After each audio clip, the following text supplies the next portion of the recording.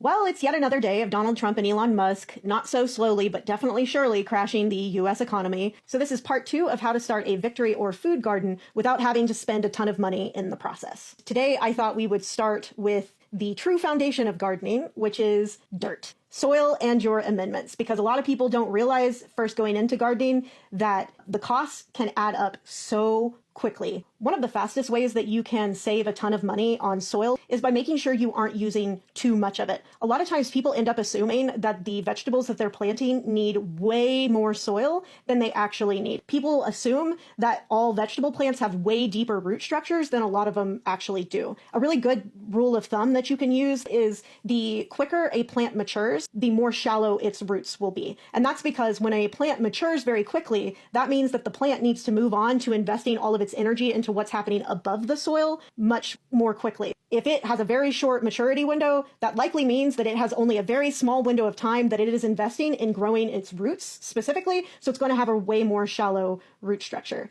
And that can make a huge difference, especially when you're doing container gardening, because that means you can use much more shallow containers and you can use way less soil. So the plants with really shallow root structures would include most of your culinary herbs, so basil, chives, rosemary, all of those, strawberries, spinach, scallions, radishes, and most lettuces. Lettuce especially has really, really shallow root structures because lettuce grows and matures very quickly. Last year, for example, I grew a bunch of lettuce in these containers that I got at Dollar Tree and just drilled holes in the bottom. These are maybe 6 inches deep. Another way that you can save money by using less soil is by doing half and half soil and manure or compost. Manure tends to be cheaper than soil does. And so if you will do a half and half mix, it's very beneficial to your plants because it's helping feed them.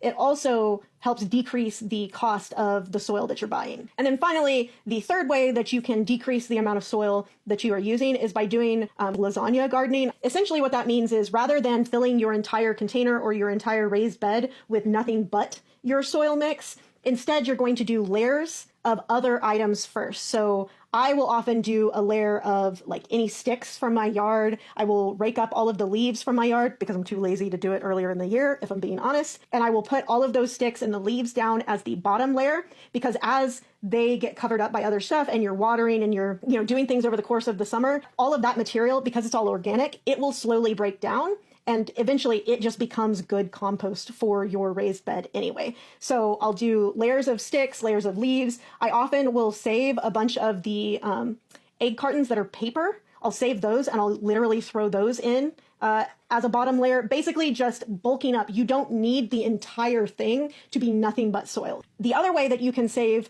money on soil is by finding cheaper alternatives for where to purchase it. And I have a couple of recommendations for that. The easiest one is most locations of Lowe's or Home Depot or other big box stores will have some kind of discount for damaged or open bags. It's pretty common that sometimes those bags will get rips in them. And so Lowe's or Home Depot will often give pretty steep discounts. I think I've even gotten like a half off discount before. To be clear, absolutely do not go to these stores and start ripping bags yourself. You will get caught and you will get banned from that store. But if you find bags that are already damaged or torn in some way, definitely ask. Chances are you can get it for a lot cheaper. But even cheaper than that is buying your soil, mulch, or manure in bulk locally. You will find people that are willing to deliver entire truckloads or half truckloads of whatever soil or soil amendment that you are wanting.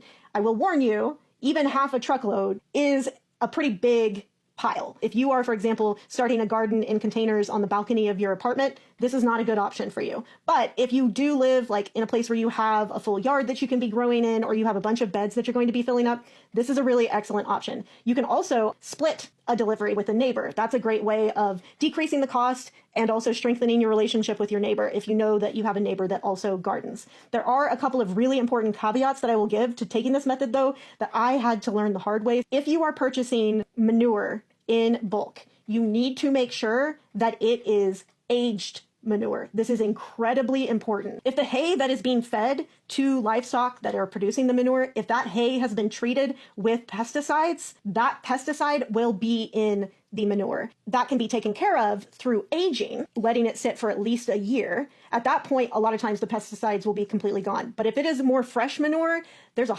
very high chance that there is going to be pesticide in that. And I can unfortunately tell you from experience, that is the fastest way to kill your entire garden. And unless you want to have an experience like I did last year, where you're literally standing in your garden openly weeping over your plants that are now all twisted and awful looking, just make sure that you are using only aged manure. And then finally, I will just say that if you are lucky enough to live somewhere where you are allowed to plant directly in the ground, there's nothing wrong with that. Please do not feel like you have to get super fancy and do raised beds or containers. If planting directly in the ground is an option for you, that's amazing. That is amazing. That's one of the cheapest options possible, right? If you reach out to your local county extension office, most of them offer soil testing for an incredibly low price. I think where I live, it's like $20 for the first test, but if you want to test multiple samples, every sample after that is even cheaper, like $10, I think. They will literally test samples of the soil from your yard and give you back this very detailed report and basically give you tips on what you would need to do to make that soil amenable to having things grown in it. So what other tips do you guys have that you'd like me to share? Or what other topics would you like me to do as the next video in this series? Let me know in the comments, and I'll see you in the next video.